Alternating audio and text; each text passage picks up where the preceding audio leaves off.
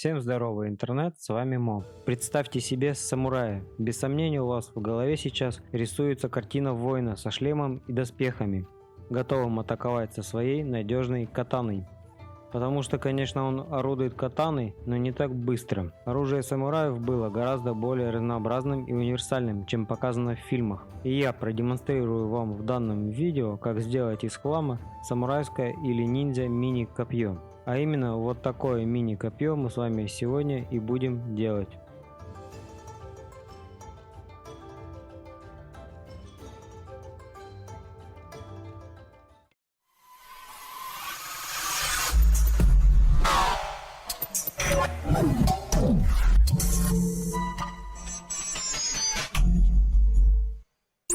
Для начала я сделаю набросок будущего копья на листе. После того, как я сделал первоначальный набросок, и когда меня устроил конечный вариант лезвия, я обвожу его более толстыми линиями.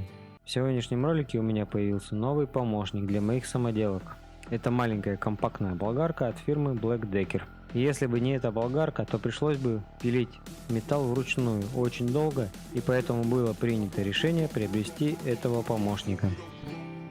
Дальше я взял стальную горячекатную профильную трубу из какой-то непонятной стали и начинаю ее распиливать для получения стальных полосок. Итак, для нашего копья нам сегодня потребуются японские палочки для еды, которые есть у всех дома, и кусок выпиленной стальной пластины из профтрубы. Дальше я примерно примеряю наше нарисованное копье, палки и листу стали. После я начинаю вырезать макетным ножом наш трафарет. Беру обычный клей-карандаш и приклеиваю наш трафарет на металлическую пластину.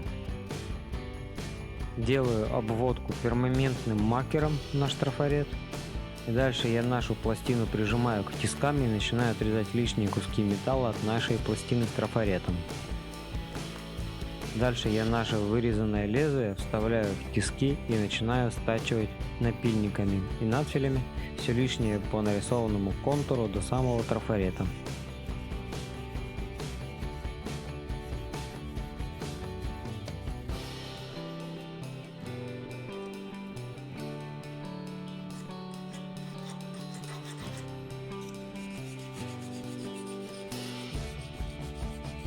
И вот наше лезвие уже на 50% готово.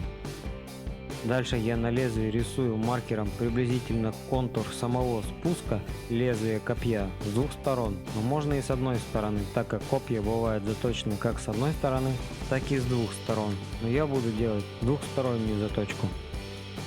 Прижимаю нашу заготовку к деревяшке при помощи струбцинки и начинаю придавать форму самого спуска и лезвия при помощи надфилей.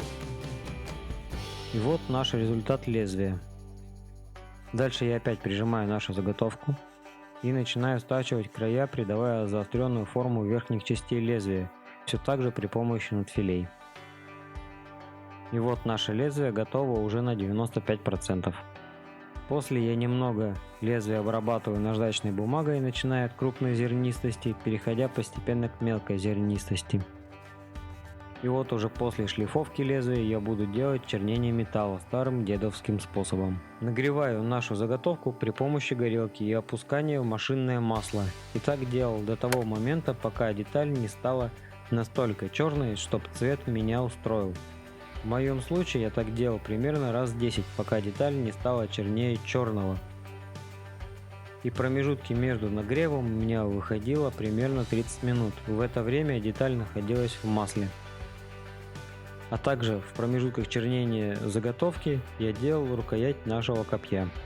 Для рукояти я взял две удлиненные гайки на М6, накрутил на болт, зажал их с двух сторон обычными гайками, вставил в дрель и начал стачивать все грани у наших удлиненных гаек до получения полного округления.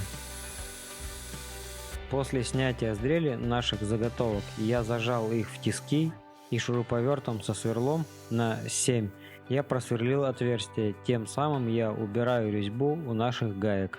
У одной из наших гаек за кадром, как вы видите, я сделал сужение, а с другой стороны фигурное скругление. Далее я взял нашу палочку, прижал струбцинкой к столу и один конец палочки я распиливаю лобзиком примерно на 4 сантиметра. После распиливания я немного стачиваю надфилем место, где будет вставляться наша прижимная обработанная гайка и лезвие. Те же самые действия я делаю с обратной стороны и, конечно же, все примеряю, чтобы все подходило.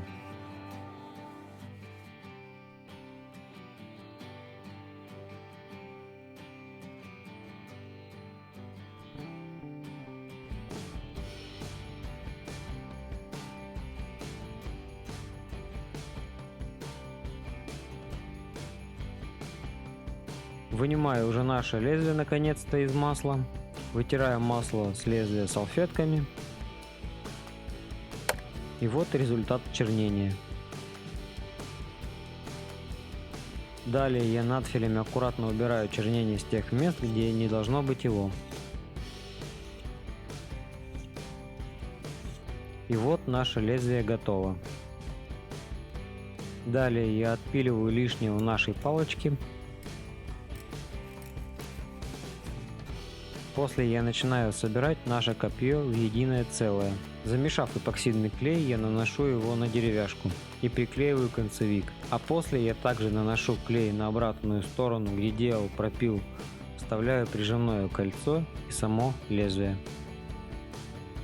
За кадром я отрезал кусочек красной ленты, обмотал ее какой-то проволокой и буду приматывать ее к концу нашего копья и фиксировать ее при помощи суперклея. Далее я беру полоску какой-то чьей-то кожи и приклеиваю также на суперклей с двух сторон копья.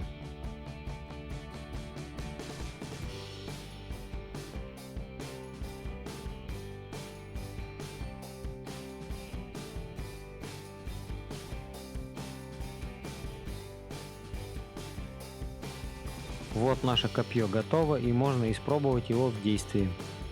Всем спасибо за просмотр. Нажимаем кнопочку подписаться, пальцы вверх, оставляем комментарии под видео, делимся данным роликом с друзьями. А на сегодня это все и увидимся на просторах интернета.